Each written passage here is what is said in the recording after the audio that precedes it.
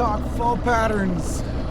Lake Guntersville really can relate to almost all lakes in the nation, but we're particularly on Guntersville right now. But like I say, you can kind of relate it to your lake and use it where it fits. Right now, you got my favorite, not everybody's, but they're on bait. They're starting to get on bait. Haven't caught anything over 6 pounds yet chasing bait balls, but you find them in the creeks, ditches, narrows, channel swings, bridges. They've really been behind the furthest most bridge in each pocket. You know, Guntersville, that's kind of changing. They're starting to pull out when we have these colder nights. We have these warm fronts coming, warmer nights coming. I don't think we get below 50 for the next 10 days if I looked at the forecast right, remember it right. But you have fish on bait balls. For me, a minnow's been amazing. +1, 110, +1, +2 jerk baits have been great when you can get it down. I even have a +2 with lead tape on it to really weigh it down. Very slow fall, but I got it where it nose dives more and it just gets down deeper, a little quicker and a little deeper. Obviously, your Alabama rig's coming into play quite a bit. I haven't had any better fish on the Bama rig, but tons of little ones, even doubles. No triples yet this year. You just find your bait. If you're chasing bigger fish, you'll see some videos I'll have out. I'll try and maybe link one in here, but look for your gizzard shad.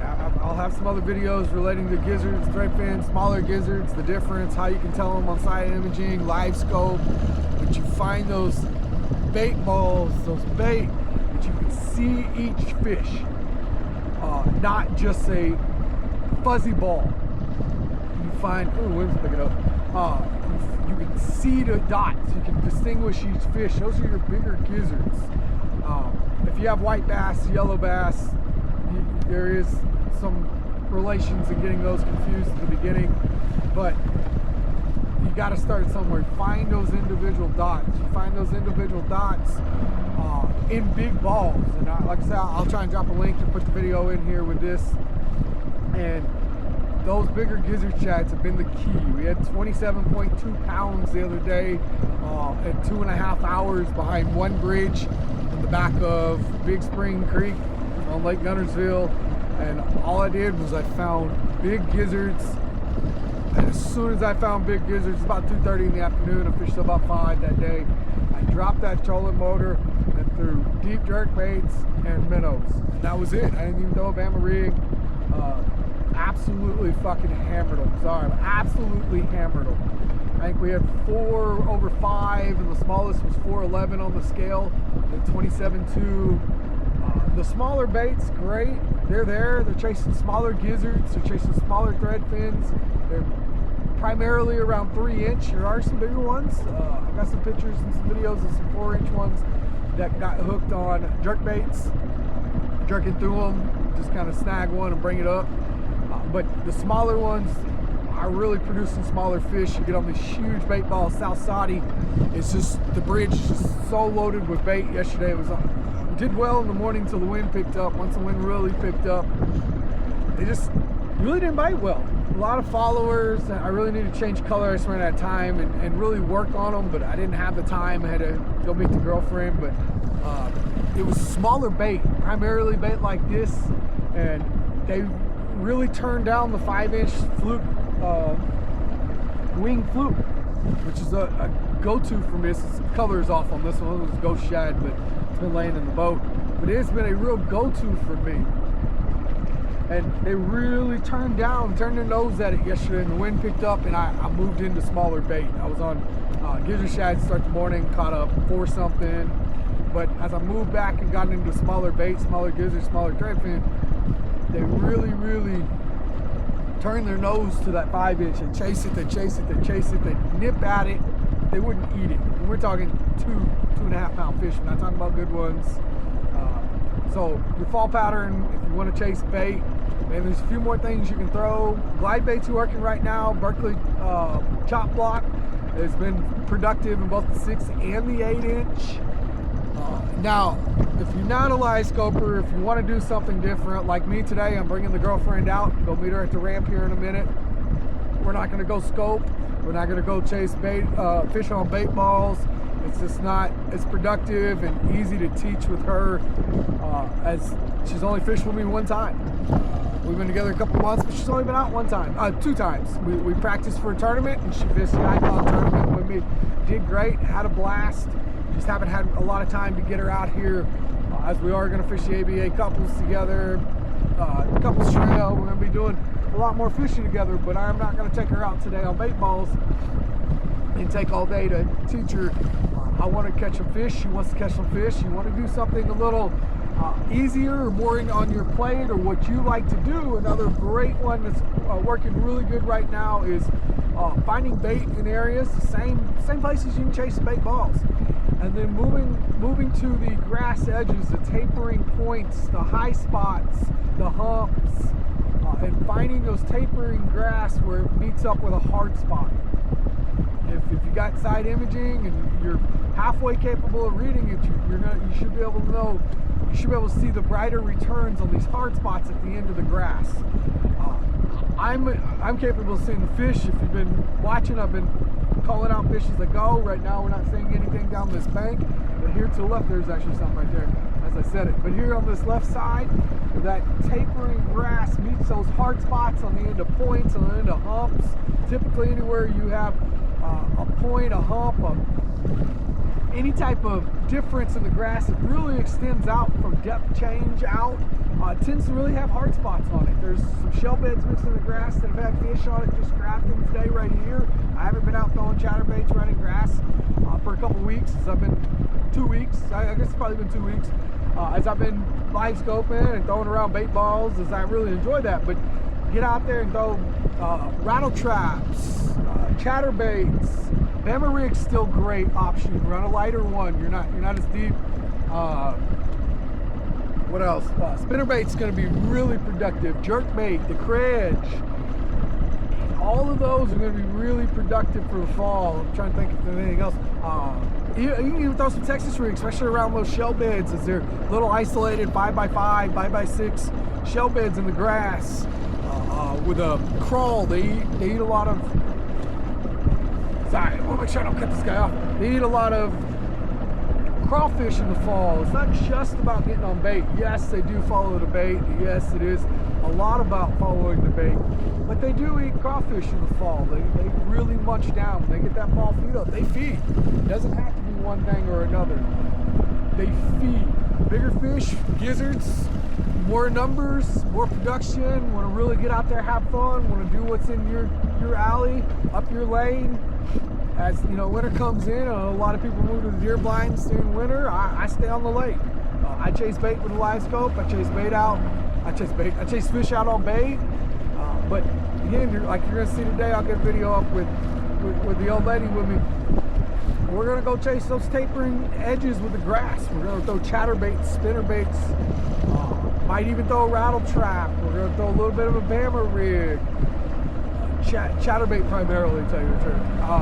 I'm gonna put a crawfish on for her and let her drag some of these shell beds, as I marked quite a few fish on shell beds.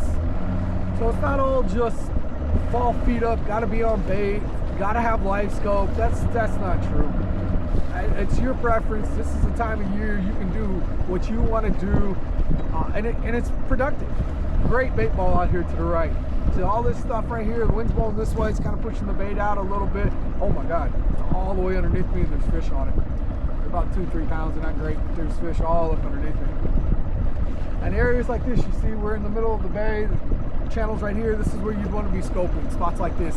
Anywhere that there's really, for me, I target areas anywhere that the shad can get in, these creeks, these channels, these drops, bridges, that when the wind blows, it can't necessarily just blow them out immediately. If you got areas that get blown out, it's great, but then they get blown the next day, they're gone. They're blown out if the wind shifts the wrong way. Wow, we got a lot of bait in here. That's why the grass edge is loaded. The fish are just sitting on those. Those are the ones that are not out chasing bait yet. That bait ball is loaded with fish. Absolutely has fish all over it eating it. Let's see if I can picture that. the reason why that grass edge is going to be so productive is because of all this bait out here. You got fish that are actively feeding, chasing bait. You got fish that are sitting, waiting. Like I said, it's fall. You can do everything. You got these fish that are sitting and waiting, and as this bait blows in or moves in, depending on if we have wind and how productive or how strong the wind may be, as these fish move in, they feed and then they settle back down. Some of them will come back out, feed, and then go back to rest. Some of them are going to stay there and wait till the bait passes over them.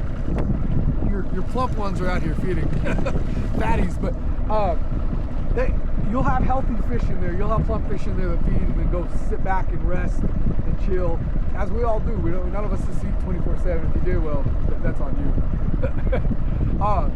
But it's fall. If you can dream it, you can do it. I mean, obviously, they're really not on all the ledges and in the main creek channel with current, but they are. But they're not productively out there. Most of them are pushed back in bays and creeks. Typically, we chase deeper bays and with hard edges that really kind of hold them. But like I said about being blown out, they really hold them in there. The fish don't get, the bait don't get blown out as easy. Creeks, anything with a secondary creek going into it's normally really productive. Guntersville or anywhere else. It's fall.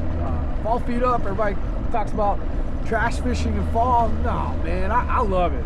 Yes, it is a little bit of trash fishing. One day you may throw a jerk bait at one fish and have to throw a spinner bait at the next and throw a Bama rig at the next, throw a minnow after that. That does happen. But it's fall. They get so keen in on bait that sometimes you gotta trick them. You gotta change it up. You gotta give them something that they haven't seen. You know, everybody's out here throwing at them.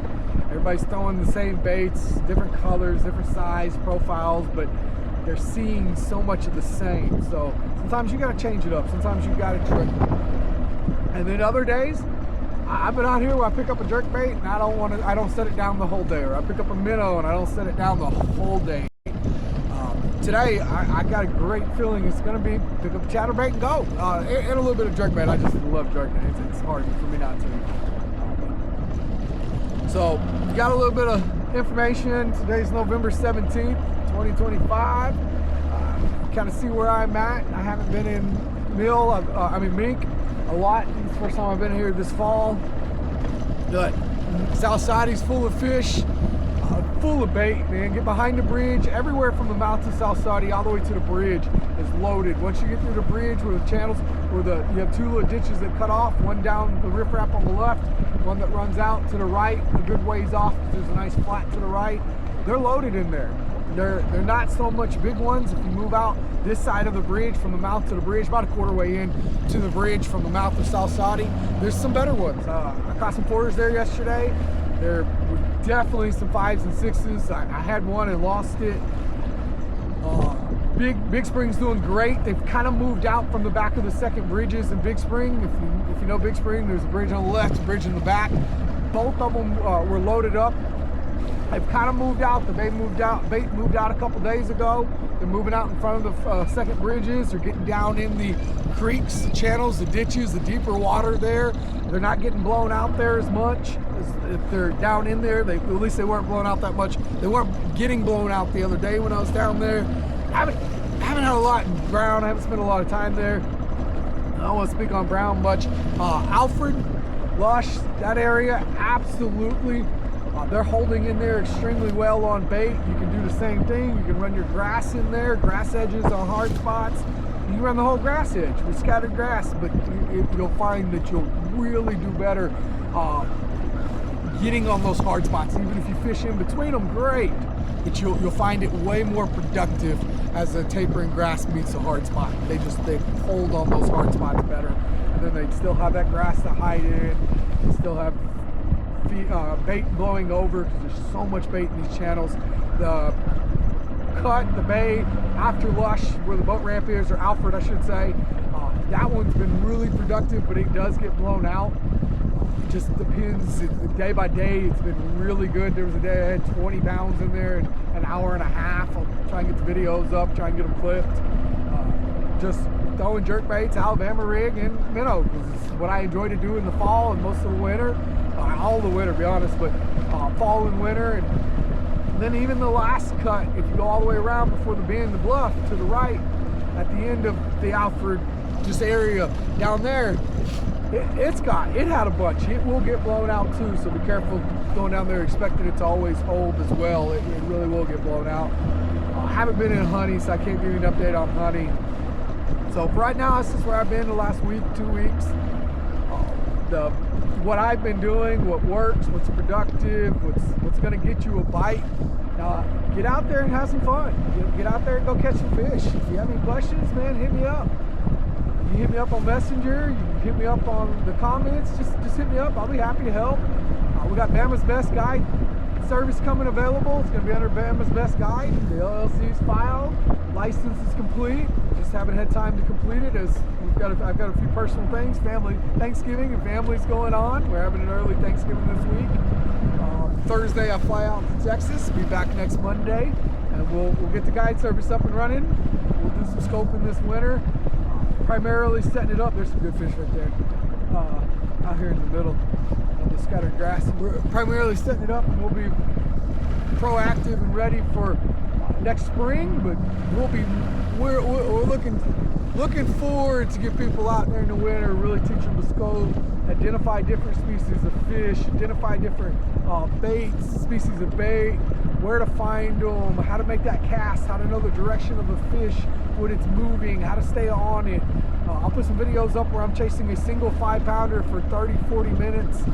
Got it to bite twice and got it to bite a third time, but it takes 30-40 minutes. It had a hook in it twice and couldn't get them in the boat.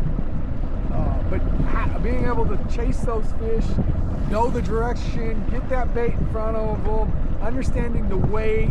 I preferably, we'll get into it on another video, but I like to start with a 3/16, just depending on the mash a hatch, but normally a 5-inch, more winged fluke shad, winged fluke by Zoom, sorry. I like the 5-inch, go shad or gizzard for the most part. But if you're on a herring lake, you're gonna have a little different opinions on your colors. And getting out there and chasing, there's times that you want something heavier, you're gonna drop it on their head, they're gonna fire at it. There's times that you need it lighter, and they just follow, and you just gotta keep it slow and keep it in front of them and keep it there as long as possible, moving as slow as possible to get them to bite. Yesterday in the beginning, it was drop it on its head. Yesterday afternoon, you had to really slow down and get a lighter weight, get it to them. And if anybody's done it, knows how hard it is when you're 25, 30 feet deep to get a lightweight one down to them as they're moving and chasing bait. So we're gonna have these scoping classes. If you want to get out and learn to do that, if you want to identify fish, like I say, different species of fish, understand size of bass, understand what to throw out, what not to, how to follow a single fish until you get it to bite. There's some that just won't bite, but how to follow them, how to identify them. The direction of them is huge. Understanding the direction of the fish so you can get your bait in front of them, so you can keep it where it's in their bite radius. So all things that we're looking forward to teaching, getting people out there, showing y'all it. We really want to give some opportunity to things that most don't want to share. We're here to share, man. We didn't choose Bama's Best Guide, Bama's Best Bass Guide for no reason. We chose the name because that's what we're going to be. We're here to share. We're here to give others opportunity to excel in the fishing world. You want to you're in tournaments fishing. You want to get better. You want to fine tune. You want to master it. Then give us a call. You're a newbie. You're new at fishing. You want to bring your wife out. Give us a call. We would love to teach. We'd love to help. We've got the gear. We got the experience, and that's what we're here for. So until next time. Gave you a little fall info. If you need something, like say, hit me up. I'm happy to share info. It's what we're here for. We're not here to hoard stuff. You want to book a trip? Give me a couple weeks. We're gonna have the website up. We're gonna go live. I'll get a video up when we go live. Like I said, license is completed. I just haven't received it back, but it is completed. Test is taken. LLC's purchased, domain's been purchased. We just got to get it up and live. We just got to get through Thanksgiving. Get some family deals going on. Family first. Y'all know how it is. Got to put the family first. Got to spend time with them. They're all back in Texas and New Mexico, and I'm out here in Alabama, so need to get back, spend a little time with the family, get to enjoy them. I miss my nieces, my nephews. So until next time, y'all have a wonderful day.